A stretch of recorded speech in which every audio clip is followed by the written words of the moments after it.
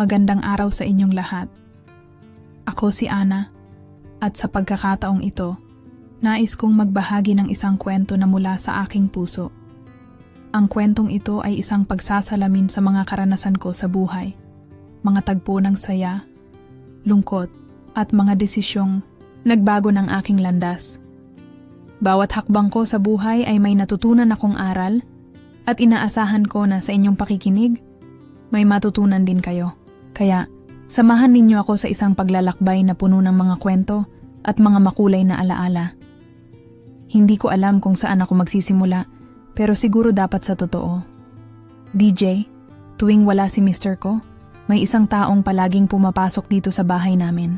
Alam kong mali. Alam kong bawal.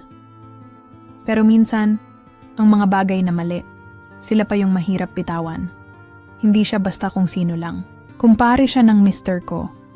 Kaibigan nila mula bata pa.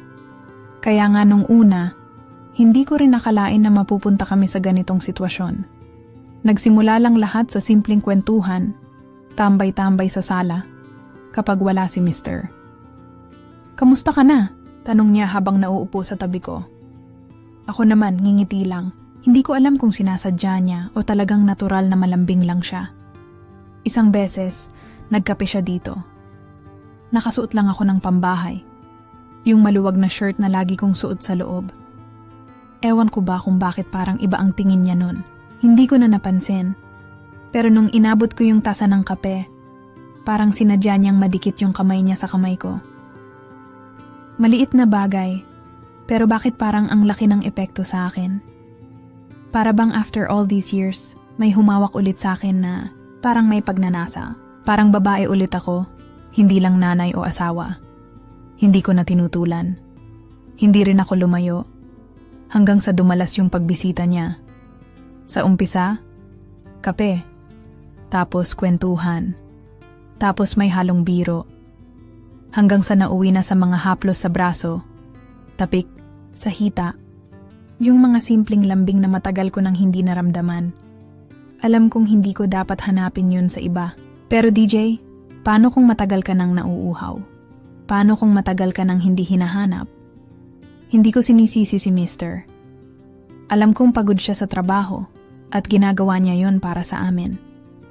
Pero hindi ko rin maiwasang maramdaman na parang ako na lang yung laging nag-a-adjust. Laging ako yung nagtitiis. Laging ako yung nagpaparaya.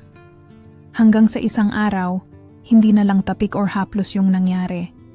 Hindi ko na alam kung sino ang nagsimula. Basta ang natatandaan ko, yung mga labi niya, nasa leeg ko na. Mainit. Mabigat ang hininga namin pareho.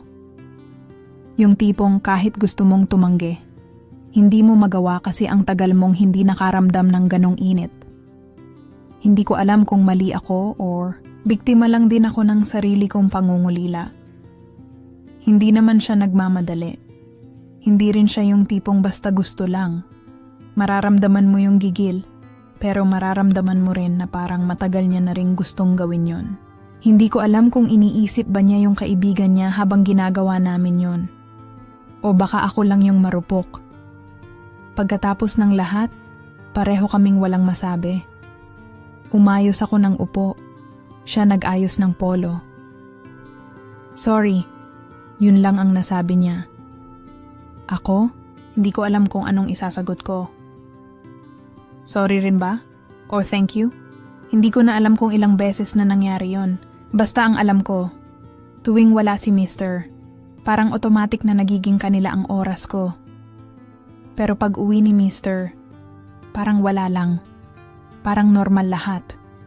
Yung tipong ulam, kanin, kwentuhan. Pero sa loob ko, alam kong hindi na ako buo. Hindi ko alam kung bakit ako nagsusulat ngayon. Siguro dahil napuno na rin ako. Siguro dahil kailangan ko ring aminin, kahit dito lang, kahit sa papel lang, na may mali sa akin. DJ, masama ba ako? O sadyang nauuhaw lang talaga ako sa lambing? Paano kung yun lang yung gusto ko? Yung maramdaman na babae pa rin ako, hindi lang asawa or nanay? Kailangan ko ng sagot. Kasi kahit ako, hindi ko na bata pa lang ako. Sanay na akong kumpleto sa lahat. Baon ko, laging sobra. Bagong uniform, bagong sapatos, lahat ng kailangan ko, binibigay nila. Pero ewan ko kung bakit kahit anong dami ng gamit ko, parang may kulang. Hindi ako pinalaki sa lambing, hindi ako sanay sa yakap. Hindi ko narinig na proud sila sa akin kahit minsan. Laging tanong lang nila, kumain ka na ba? Pero wala akong natanggap na, anak, mahal kita. O kahit simpleng ang galing mo. Doon ko siguro natutunan na hindi lahat ng pagkakaroon ng bahay ay may kasamang tahanan. Hindi rin ako marunong humiling ng yakap. Hindi ako sanay magpakita ng luha, kaya siguro kahit umiiyak na ako sa loob, tahimik lang ako. Laging pakitang matapang. Laging kaya ko. Pero hindi ko naman talaga kaya. Hanggang sa nagdalaga ako, natutunan kong hindi humingi ng lambing kasi baka pagtawanan lang. Baka isipin maarte, ako. Kaya nung dumating siya, si Mr., akala ko sapat na yung mabait. Mabait naman talaga siya. Responsable. Hindi kami nagutom. Hindi niya ako iniwan. Pero hindi rin niya ako niyakap ng mahigpit. Hindi rin niya sinabi, kahit minsan na maganda, ako, o kaya proud siya na ako ang napangasawa niya. Bawat gabi, kasama ko siya sa kama. Pero bakit pakiramdam ko, mag-isa pa rin ako? Parang may invisible wall sa pagitan naming dalawa. Yung tipong okay kami sa mata ng ibang tao, pero alam kong may mga bagay akong hinahanap na hindi ko makita sa kanya. Hindi ko alam kung mali na akong hanapin yun sa ibang tao, pero ang hirap magpanggap na okay ka, na sapat ka, na buo ka. Kapag hindi ka man lang maramdaman na babae pa rin. Kaya siguro nung dumating yung kumpare niya, kahit simpleng hawak sa braso, parang kuryente. Parang bigla akong nagising sa pagkakatulog ko ng ilang taon. Yung mga mata niya, yung tingin niya sa akin, hindi parang tingin ng taong sanay na sayo. Hindi katulad ng kay Mr. na parang routine na lang ang lahat. Siya, yung kumpare niya, may init. Yung tipong pag hinawakan ka, mararamdaman mong babae ka ulit. Hindi lang ina ng anak niya, hindi lang tagaluto ng hapunan. Hindi ko rin masisi sarili ko kung bakit ako bumigay. Kasi kahit alam mong mali, minsan, kapag uhaw na uhaw ka, kahit anong patak ng tubig, iinumin mo. Ganon yung pakiramdam ko. Hindi ko na pinigilan kasi parang ang dami kong gutom na hindi napunan ng ilang taon. Hindi gutom sa pagkain, gutom sa yakap, gutom sa lambing, gutom sa init ng may nagmamahal. Ewan ko ba, DJ, kung mali ba ako o tao lang din ako na marupok. Hindi ko sinisisi yung pagkabata ko, pero hindi rin kasi madaling punan yung mga kulang na yun pag tumanda ka na. At kapag may dumating na taong handang punan, yung mga yun kahit sandali lang, ang hirap tumanggi. Hindi ko rin alam kung masyado lang akong mahina o sadyang matagal ko nang tinatago yung mga sugat na hindi gumagaling. Na kahit anong tigas ko, kapag may dumaang marunong humawak ng tama, natutunaw rin ako. Bakit nga ba ganon? Bakit parang kahit anong tibay ng babae, kapag hindi mo naramdaman na mahalaga ka, kahit maling tao, papatulan mo? Mali na nga ako, pero bakit parang dun ko lang naramdaman na buo ako? Hanggang ngayon, hindi ko alam kung ano ba talaga ang mali. Ako ba o yung mga taong hindi natutong magpakita ng tunay na pagmamahal? Kayo na ang magsabi sa akin. Mali ba ako na naghanap ng init sa iba? Mali ba na gusto ko lang maramdaman na hindi ko akalain na mangyayari yon? Akala ko kontrolado ko. Akala ko kaya kong itago. Kaya kong lusutan. Pero isang araw, habang nag-aayos ako ng kurtina, biglang may kumatok. Isa sa mga kapitbahay namin, yung tipo ng laging nakasilip sa bintana, mahilig magbilang ng labahan ng iba, pero walang sariling buhay. Pagbukas ko ng pinto, yung tingin niya sa akin ibang-iba. Hindi na yung dating, "Uy, Mare, kamusta?"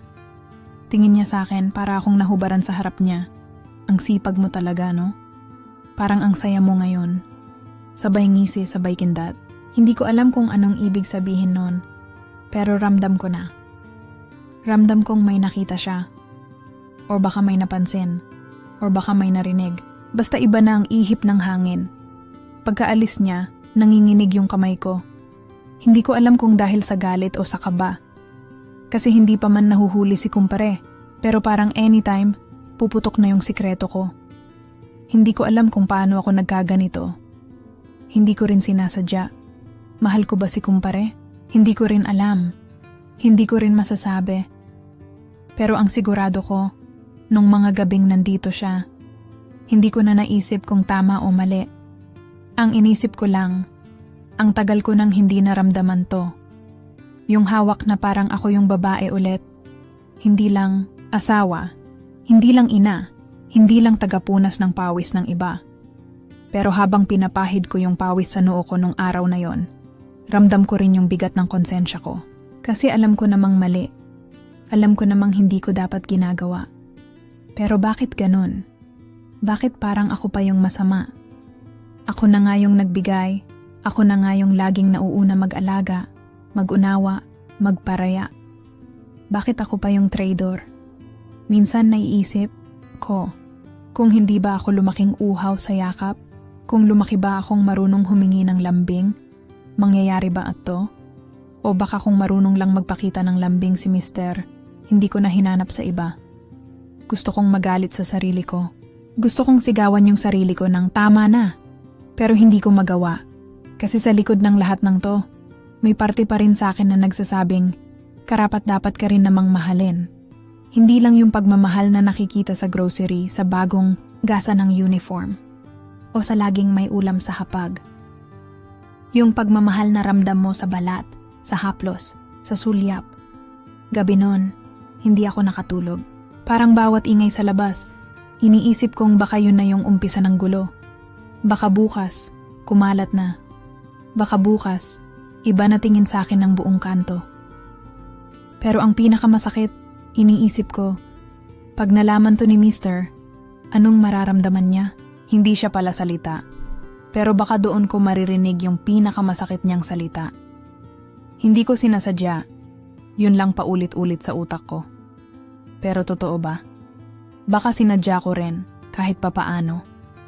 Hindi man planado, pero hinayaan ko.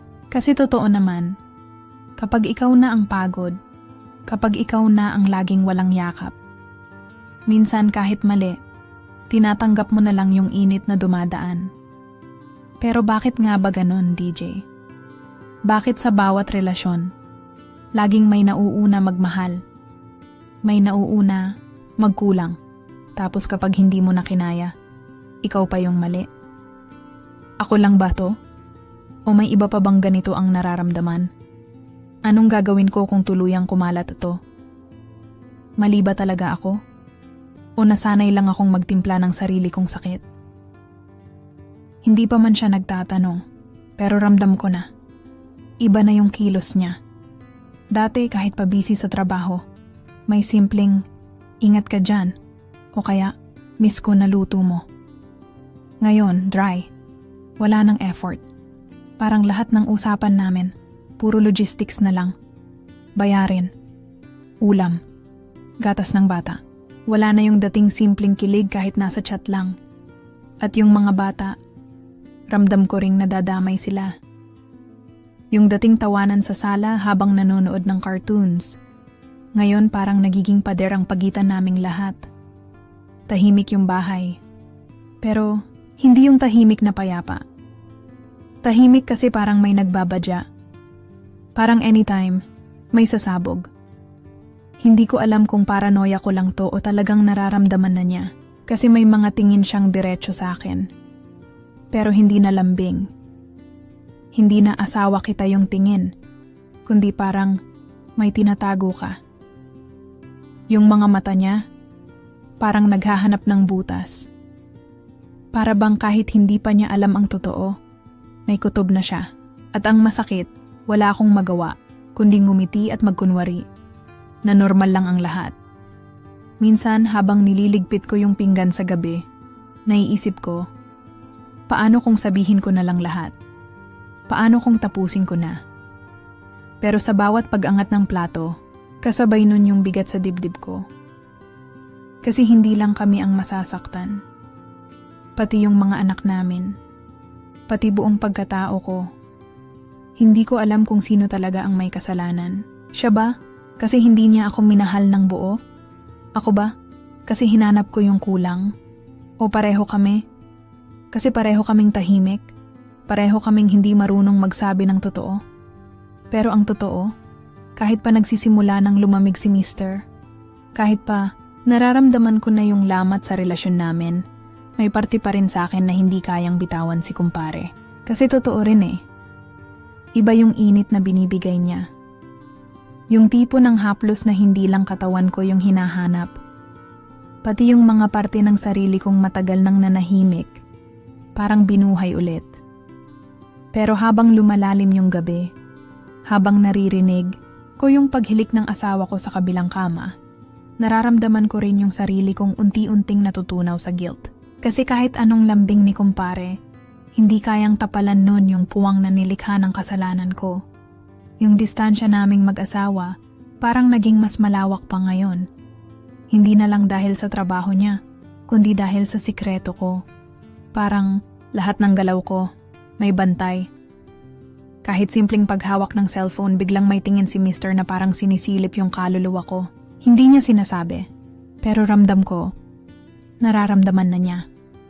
Ang masakit, pati mga anak ko, napapansin ko na mas madalas na silang tumahimik. Parang nararamdaman nila yung tension. Yung tipong kahit cartoons ang palabas, wala nang tawa, wala nang kwento. Hindi ko alam kung hanggang kailan ko kakayanin to.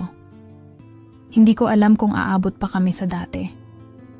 Ang sigurado ko lang, bawat araw na lumilipas, mas lumalabas na yung totoong kulay ng lahat. Hindi lang ng relasyon namin, kundi ng pagkatao. Ko DJ, paano ba to?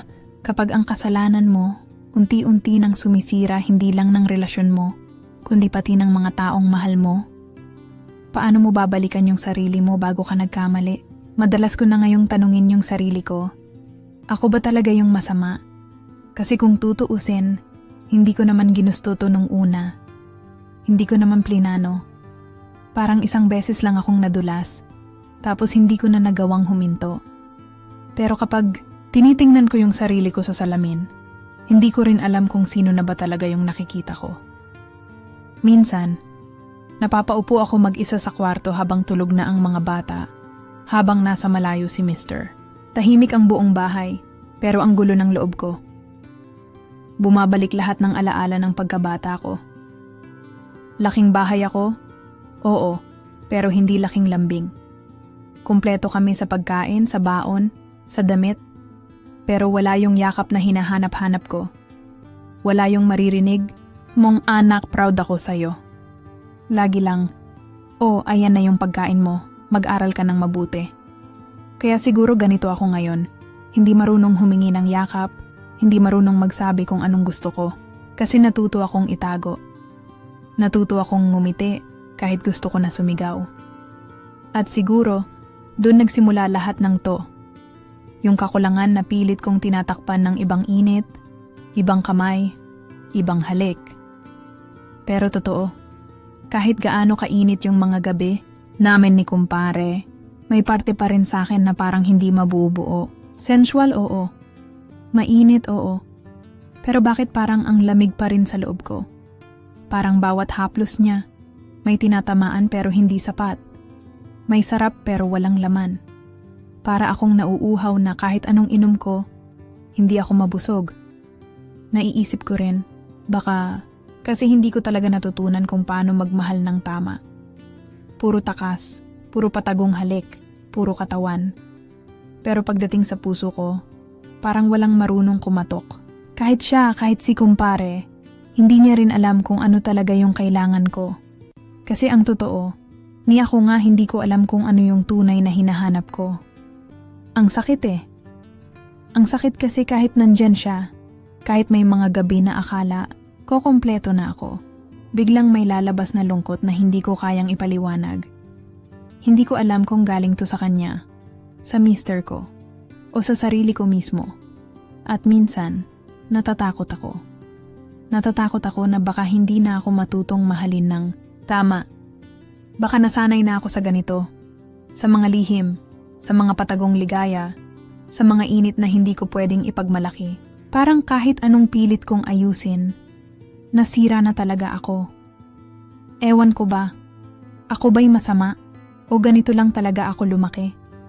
Ganito lang siguro kapag kulang ka sa lambing, kulang ka sa yakap, kulang ka sa salitang mahal kita. Hinahanap mo kahit saan, kahit kanino, kahit bawal. DJ, paano ba to? Paano kung hindi na sapat ang pagsisisi? Paano kung kahit anong pilit kong itama, ako na mismo yung... Alam mo DJ, dumating ako sa punto na napagod na rin ako. Hindi ko agad napansin. Pero habang paulit-ulit kong pinupuno yung sarili ko ng init, ng lambing na peke, ng halik na wala namang patutunguhan, ako rin pala yung unti-unting nababawasan. Hindi lang ako nagkamali sa mister ko. Mas malala, nagkamali ako sa sarili ko. Isang araw, habang naglalaba ako, bigla akong napaupo sa gilid ng lababo. Para akong binuhusan ng malamig na tubig. Kasi na-realize ko, hindi lang pala si mister ang nanlalaki. Ako rin pala, nanliliit. Hindi ako pinalaki para maging ganito. Pero bakit ko hinayaan sarili ko na maging pangalawa? Bakit ko hinayaang gamitin ako ng kumpare? Kasi totoo, hindi naman niya ako mahal. Hindi niya ako hinahanap para sa tunay kong pagkatao. Hinahanap niya lang yung init, yung palihim na sarap. At ako naman, pumapayag. Kasi akala ko yun na yung kailangan ko para maramdaman kong may halaga ako. Tapos isang beses, habang nagkukwento ako sa kaibigan ko, yung tipo ng kaibigan na hindi mo gusto minsan kasi prangka, pero alam mong tama siya. Sabi niya sa akin, hindi porke kulang ka sa lambing dati, dapat kulang ka rin ngayon. Pwede mong punan yan, pero hindi sa maling paraan. Tinamaan ako doon. Kasi oo nga, bakit ko kailangang ituloy ito kung alam kong mali? Bakit ko kailangang paulit-ulit saktan yung sarili ko na parang hindi ako karapat-dapat mahalin ng totoo? Gusto kong itigil DJ, gusto kong huminto. Pero paano ba magsimula kung wala ka namang alam kung paano magmahal ng sarili? Lahat ng alam ko puro pagbigay. Pagbigay ng katawan, ng oras, ng sarili. Pero hindi ko pa yata natututunan kung paano yakapin yung sarili ko. Hindi ko alam paano magsimula. Kasi mula pagkabata, laging iba yung inuuna ko. Baon, school, pamilya, asawa, anak. Kailan ko ba inuna yung sarili ko? At ngayon, eto ako. Hindi ko na nga alam kung paano humingi ng tawad kay mister. Pero mas lalo kong hindi alam kung paano ko hihingin yung tawad sa sarili ko. Kasi ang totoo, ang tagal ko nang hindi pinapakinggan yung boses sa loob ko. Yung boses na matagal nang pagod. Yung boses na nagsasabi, tama na. Pero ang hirap, DJ. Lalo na kapag gabi, kapag mag-isa ka, kapag bumabalik yung mga haplos, yung mga halik, yung mga gabi na akala ko kumpleto ako. Pero pagising ko, pakiramdam ko mas kulang pa ako kaysa dati. Hindi ko alam kung paano ko sisimulan. Pero siguro ngayon, sapat na muna na aminin ko. Kailangan ko ng pagbabago. Hindi para kay mister, hindi para kay kumpare, para sa sarili ko. Pwede bang turuan mo ako, DJ? Paano ba talaga minamahal ang sarili nang hindi kailangan? Hindi ko na alam kung paano ako humihinga ng mga oras na yon. Akala ko prepared na ako, DJ. Akala ko kaya ko pa ring lusutan. Kaya ko pang umarte na parang wala lang. Pero hindi pala. Kasi dumating na yung pinakakinatatakutan ko. Nahuli na ako. Hindi na chismis, hindi na hinala. Katotohanan na, Wala namang sigawan. Wala ring sapakan o pagmumura. Pero mas masakit pala yung tahimik lang. Yung tipong bawat tunog ng kutsara at tinidor sa plato, parang bala sa dibdib.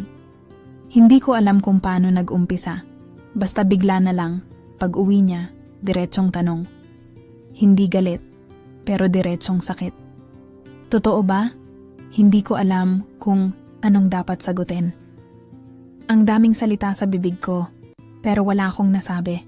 Ang lakas ng kabog ng dibdib ko, pero ang bibig ko sarado. Tapos, sinundan pa niya. Akala ko sapat na yung pagkain sa lamesa. Akala ko okay na tayo. Doon ako tuluyang nadurog. Kasi totoo, DJ. Hindi ko naman sinadya na maging ganito. Hindi ko ginusto na magmahal sa maling tao. Pero paano kung kulang talaga? Paano kung hindi sapat yung kumain ka na? Kapag ang kailangan mo pala, kumusta ka na? Masaya ka ba? Parang ako, yung punit-punit na papel na tinangkang idikit, pero laging may bakas ng hiwa.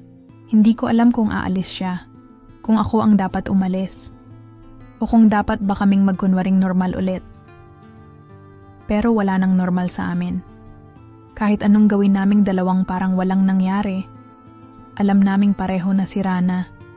Yung dati naming mundo. Nakita ko yung mata niya. Hindi galit. Mas malala. Lungkot. Parang binasag ko siya. At kahit anong sorry ko, hindi na mababalik yung dati niyang anyo. Hindi siya umalis. Hindi rin ako lumayas. Pero ang bigat ng hangin sa bahay, parang bawat paghinga may kasamang buhol sa lalamunan. Hindi ko alam kung paano kami babangon mula rito. Basta ang sigurado ko lang, DJ, wasak kami pareho. Hindi lang siya, hindi lang ako. Pareho kaming sugatan, pareho kaming sabog. Hindi ko alam kung anong tawag sa sitwasyon namin ngayon. Magkasama pa rin kami sa iisang bubong, pero parang magkaibang mundo. Wala nang init, wala na ring lamig. Basta may espasyo sa pagitan namin na hindi ko alam kung kailan mababawasan o kung lalong lalawak. Para akong multo sa sarili kong bahay. Buhay, humihinga, pero hindi talaga ramdam na nandito ka. Minsan, naglalakad ako sa sala na parang hindi ko nakilala tong lugar na dati kong tinatawag na tahanan. Yung mga picture frame sa dingding. May ngiti pa rin kami roon. Pero parang hindi na namin yun mga sarili ngayon. Para kaming dalawang estranghero na nagkataong may parehong apelido. Hindi siya umalis. Hindi rin ako. Pero hindi ibig sabihin noon na buo kami. Parang sinadyang magtira ng puwang na hindi mo alam kung gagamutin ba o hahayaang tuluyan ng mabulok. Hindi ko rin alam kung bakit hindi ko kayang umalis. Siguro kasi kahit papaano, umaasa akong may parte pa sa amin na pwedeng buuin kahit durog na. Pero alam ko rin, kasalanan ko to. Hindi ko pwedeng ibaling lahat sa pagkabata ko, sa mga kulang na yakap, sa mga salitang proud ako sa'yo na hindi ko narinig. Hindi rin kasalanan ng mister ko na hindi siya marunong magpakita ng lambing. Kasi siguro, pareho kaming produkto ng mga pamilyang hindi sanay magpakita ng emosyon. Pareho kaming nagtatago ng pangangailangan sa likod ng mga tanong na kumain ka na? Pero hindi marunong magtanong ng, masaya ka ba? Sa totoo lang, hindi ko na alam kung anong susunod. Hindi ko alam kung may susunod pa. Pero sigurado, ako sa isang bagay. Pagod na akong palaging may kulang. Gusto kong matutunan kung paano maging buo. Kahit mag-isa, hindi para maghanap ng bago. Hindi para umasa sa ibang lalaki.